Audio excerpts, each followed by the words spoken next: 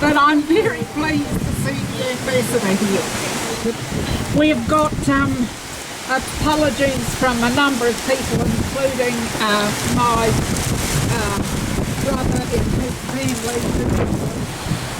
It's my great honor to be here again in Tuatapere, the furthest place away from Hungary, where in 1906, 114 years ago, the first Hungarian man arrived, István Rácz, Stephen Rácz, who came from a small township of the great Hungarian plain, had an utmost enterprising spirit. In the southernmost part of the southern island of New Zealand, free land is allotted to anyone who is willing to till it.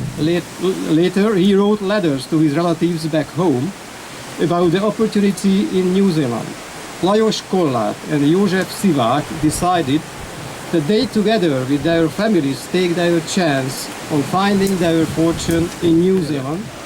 Several months later, the family of István Kókai followed them.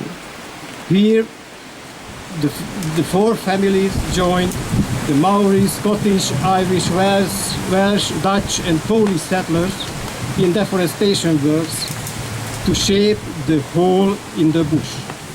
They worked very hard in clearing the forest and establishing farmlands where they grew potatoes, oats, barley and fruit, and also raised sheep and cattle.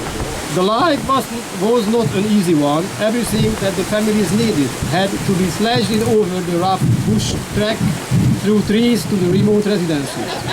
But it's down to Margaret and the Ambassador and everyone that we're here today.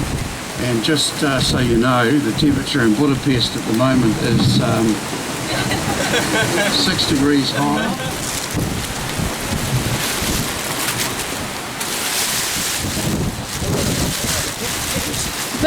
This seat has been made by a local craftsman, John Tiffany, and he's made a wonderful job of the seat. The timber he's used is native to this area. I'm really privileged to be here to grace this occasion.